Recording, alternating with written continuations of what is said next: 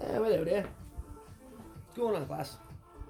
So, in light of recent developments, worried that I'm not going to make it. Look at this fucking mess. Wow. I deserve some reparations for this. I want my reparations. I mean, suggesting that's going to happen in the future. You know, a bunch of people who were never slaves get paid by people who were never slaveholders, apparently. That's apparently part of the plan now. You know, it's funny, when I was in Council Prison, they had a very limited budget when it came to like religious nonsense. And in all fairness, like the Muslim guys, they wanted a prayer mat, prayer rug. And like they've been trying to get these for a long time, apparently. I wasn't aware of this, but for like years and years they were trying to get them. Prison kept telling them no. And then one day the guy was like, you know, he was trying to bend a bit about it. And I said, listen, bro, if you get these guys their fucking prayer mats, then I'm coming down there next, I want a turban. You better get me a fucking turban. And he's like, oh, you see, this is the exact problem. He's like, whenever we have to do something for one guy, some asshole like you shows up making all these ridiculous demands, you know? Gets saying, I want fucking, I need a blue turban with fucking stripes on it that matches my elephant in my cell. So, now apparently, there's a day where all the white people are like, did you know that these black slave of ours, I don't think they're happy. He's like, what? What do you mean? It's like, yeah, apparently they don't like being slaves. He's like, what? Are you sure?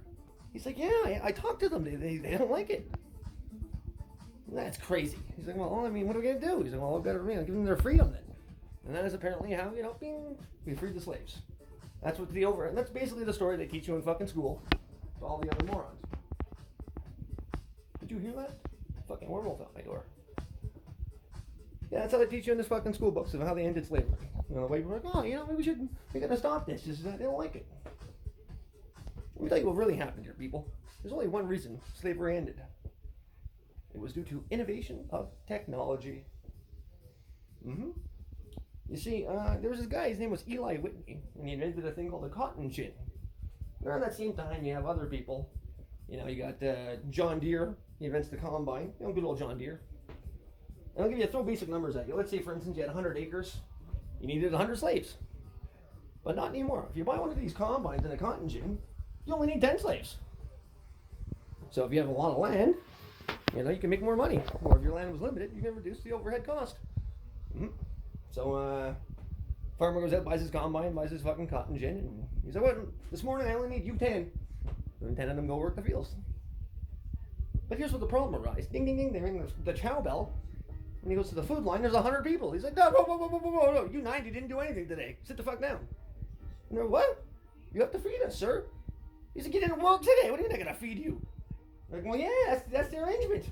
I'm like, wait a minute, that's the arrangement we have? Okay, well then, you 90, you're free. You're free. And the other 10 said, what about us? He's like, well, no, you 10 gotta stay, but, considering how much faster the work gets done, I'll give you I'll pay you a salary. Ta-da! And that is the true history of how slavery ended. Enjoy.